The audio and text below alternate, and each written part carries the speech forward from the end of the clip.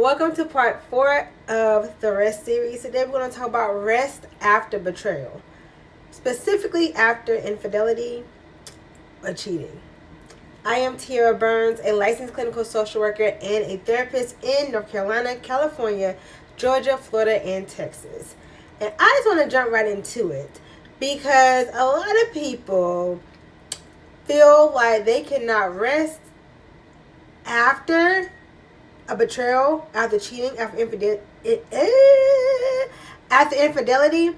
But in reality, go back to my last videos and watch those so you can understand what rest really is. But I want to start off by sharing what happens, what occurs after someone is cheated on. The adrenaline goes, the cortisol levels rises. Cheating is a type of trauma. It can be perceived as trauma. And what people don't realize is that when you are cheated on, that triggers a survival response. So that's either flight, fight, freeze, or fawn.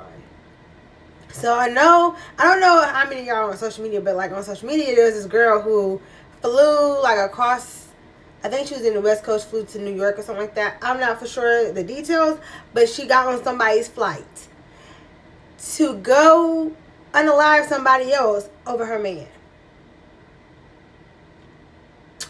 People will literally fight over people they have marked as theirs. Some people shut down. Some people will be like shocked when they find out that they were cheated on. Some people will try to people please to get back into good grace of why you cheated on, or I still want to be chosen, so please pick me, please choose me, please stay with me. And what people I think sometimes fail to realize is with infidelity, with cheating, a lot of how you respond is due to your attachment style.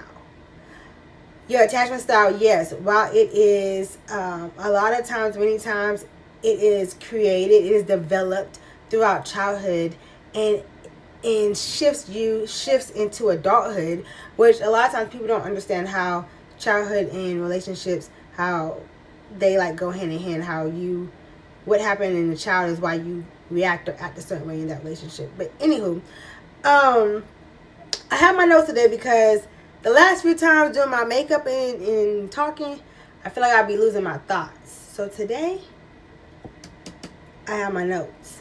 The second thing I want to share is that infidelity or cheating is not just emotional. Like, it's also neurological.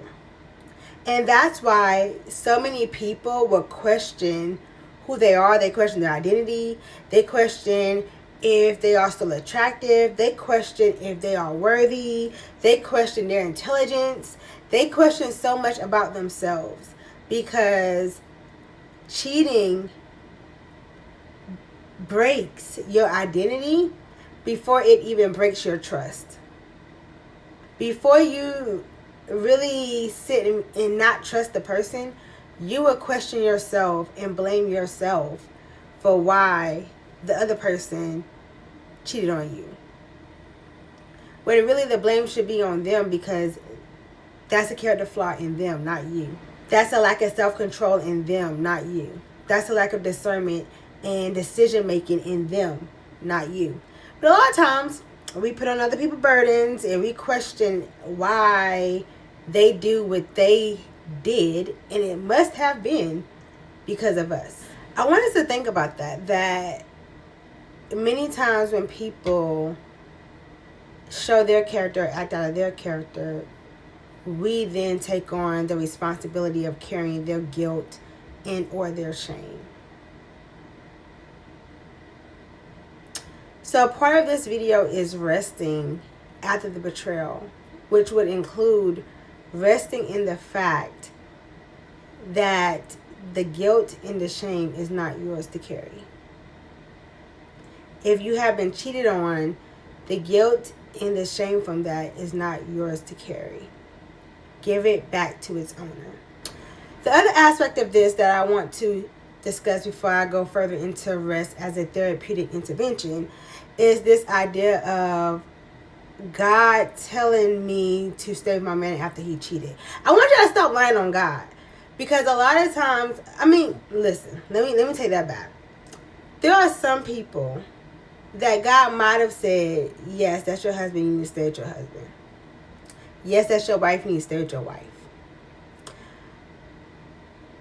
I truly believe that if God called y'all to stay together, there would be a change of behavior and remorse from that individual.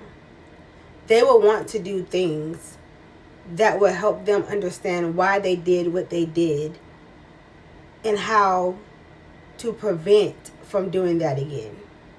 They will want to do things that will work on the relationship and the marriage to ensure that y'all are on one accord and that will not happen again. So, God can tell some people to do it. God probably did tell some people to stay. But there are a handful of folks that God did not tell you to stay with that man. Your attachment wounds did.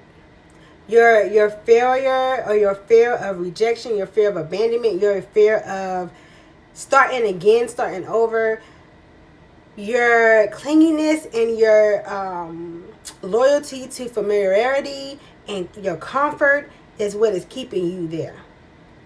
And if that is the case, that is okay. Like, this is not a video to shame anyone. If that is your situation, then that's fine. But it's important for you to understand that if you decide to stay, then you have to do the work, and two, that at some point, in order for the relationship to work, you can't stay in that place of brokenness. Because a lot of times people go back for the reasons I mentioned, but they don't trust the person anymore, and they bring it up over and over and over and over. Where it's like, what's the point of even staying? Because you can't get over this hump to even have a fruitful relationship. Rest as a therapeutic intervention. So, rest as a therapeutic intervention after betrayal is not about not doing the grief process. It's not about cutting off the grieving and not feeling your feelings. It's not about hiding your feelings.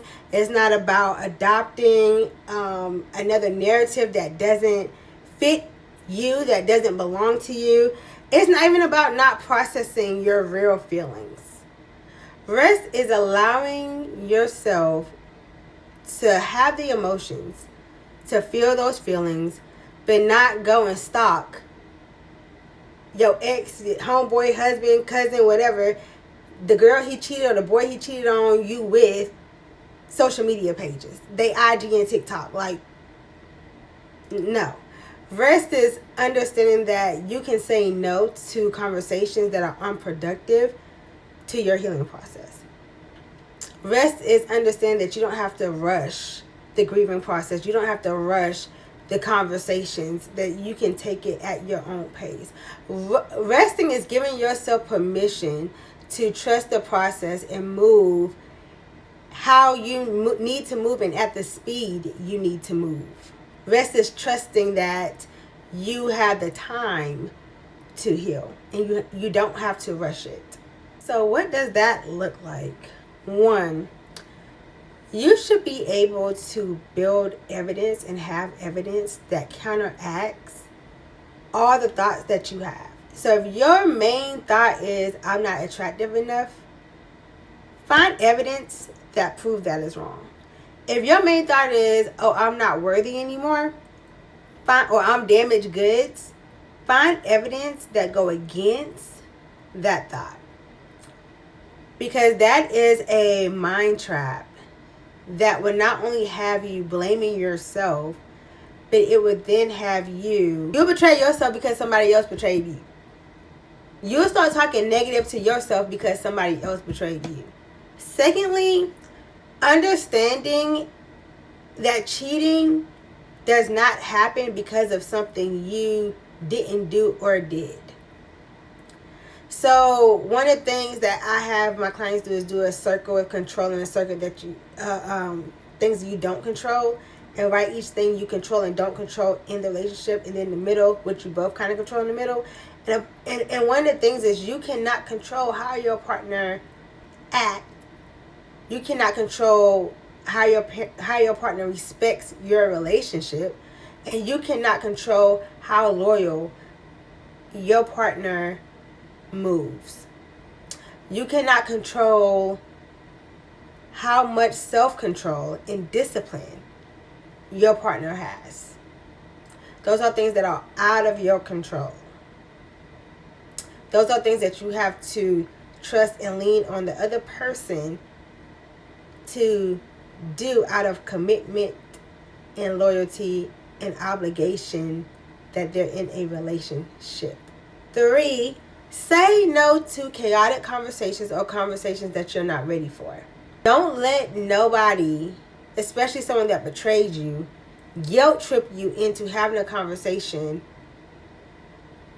before you are ready to have that conversation. One of the things that, or the last thing I want to share, is choosing silence over proving your worth to people. I think that when we are betrayed, for some people, it is the go-to to prove how you are that girl, how you are caring, how you are nurturing, how you are loving, prove how you have always been supportive, how, you have taken care of the kids if y'all have kids, and rest in the fact that you are worthy and you don't need their validation or their confirmation to tell you that you're worthy. That you are worthy not only because of all the things you do, but just because you are who you are. Just because you are you. Like, you're worthy. You are worthy to be loved. You're worthy to be cared for. You're deserving of a relationship where the respect is reciprocated and and their loyalty, and they are faithful to you. You are deserving of all that. You're deserving and worthy of a love that you dream of. So, a couple of therapeutic interventions to help throughout the process. 1, deep breathing exercises, quiet mornings. To start your morning off quietly with no sound, no noise. Journaling, whether that's audio journaling or writing in a journal, sketching, if you're into that. Any type of crafts, if you're into that. Those are things that can help you process and think, and it's not just busy work. The most important thing that you can do, and I say this for last, but it probably should have been number 1. The most important thing you can do is begin building or restoring self-trust. Throughout this whole betrayal experience, one of the things you question is, how did I not see that? How did I not know that? How did that happen? And you begin to lose trust in your own intuition, in your own insight, in your own thoughts. And one of the things is reclaiming joy and giving yourself permission to trust that the joy is not temporary. To trust that the joy can be long-standing, long-term if you allow it. Even in the midst of chaos, even in the midst of going through a heartbreak. Speak gently to yourself. That is how you're going to rebuild trust within you. How you speak and how you show up for yourself is training yourself and teaching yourself what to expect out of you and how you in treatment. How you treat yourself is how you also teach others how to treat you. If you talk to yourself negatively, you might think it's okay for others to talk to you negatively. So here are 2 journal prompts you can do. 1, what do I need to feel safe? And 2, what boundaries do I need to create throughout this healing process? Because resting after a betrayal is also about feeling safe within your body. And if you enjoyed this video, please like below, comment. I do talk back. And please subscribe to this video. Until next time, I have part 5 loading.